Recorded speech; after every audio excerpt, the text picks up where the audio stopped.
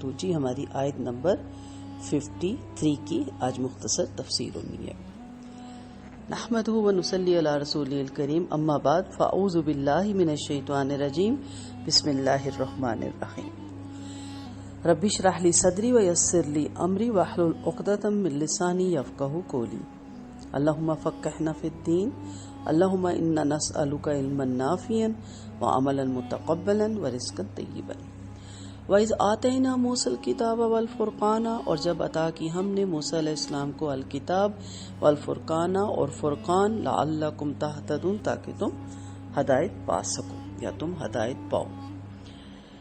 کب یہ ہوا؟ وَإِذَا، جب، یعنی جب سارا معاملہ طے ہو گیا، بچڑے کی پوجا کی معافی ہو گئی۔ وہ کیا طریقہ تھا وہ آگے ہم دیکھیں گے، اور کہا کہ آپ شکر ادا کرو کہ اللہ نے تمہاری توبہ، آپ کی توبہ قبول فرمائی۔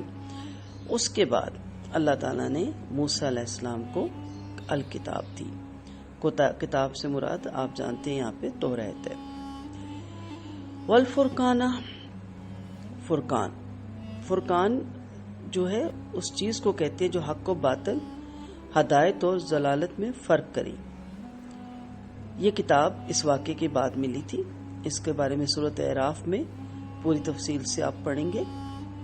تو اللہ تعالیٰ نے موسیٰ علیہ السلام کو وہ کتاب دی جو لوگوں کے لیے حق اور باطل میں فرق کرتی ہے، صحیح اور غلط کا پتہ بتاتی ہے، گمراہی اور ضلالت کو علیحدہ کرتی ہے۔ تو کتابیں کس لیے ہوتی ہیں؟ تاکہ آپ ہدایت پائیں۔ کتابیں اس لیے نہیں ہوتی، مثلا آپ میڈیکل کی بکس لیتے ہیں یا آپ انجینئرنگ جوائن کرتے ہیں یا کسی بھی فیلڈ میں جاتے ہیں تو اس کی کتابیں پڑھ کے آپ ضعیف کر دیتے ہیں، اور آپ کے کمرے میں ہوتی ہیں، آپ کی اپروچ میں ہوتی ہیں، اور آپ نے اس کو اس لیے پڑھنا ہوتا ہے کہ کل جب آپ پیپر دیں تو آپ کوسچنس کے آنسر صحیح ریز کریں اور اس کے بعد پھر آپ کامیاب ہوں اور وہ ڈگری حاصل کریں۔ ایسا کبھی ہوا ہے کہ آپ نے میڈیکل کی کتابیں یا آپ نے BA کی کتابیں یا PhD کی کتابیں گھول کے پی ہوں، پانی میں روزانہ ایک پیج ڈال کے گھولتے جائیں اور آپ کو یاد ہو گیا ہو؟ یا آپ نے ایسا کیا کہ آپ نے میڈیکل کی کتابیں یا جس فیلڈ میں بھی ہیں اس کی فوٹو کاپیاں کروا کے خوبصورت خطاطی سے فریم کروا کے دیواروں پہ لٹکا دی ہوں؟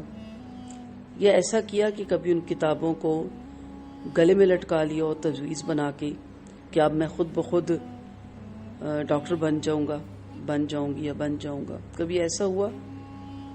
آپ کہیں گے کس طرح کی باتیں آپ کرتی ہیں، ایسا ہو ہی نہیں سکتا۔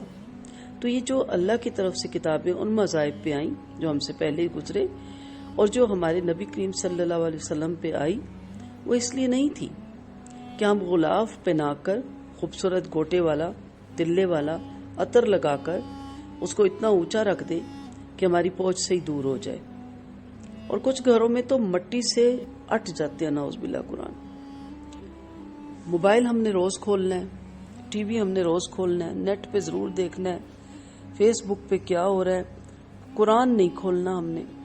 آپ دنیا کی کتابیں پڑھ لیں، اگر آپ نے قرآن نہیں پڑھا تو آپ کو ہدایت نہیں ملے گی۔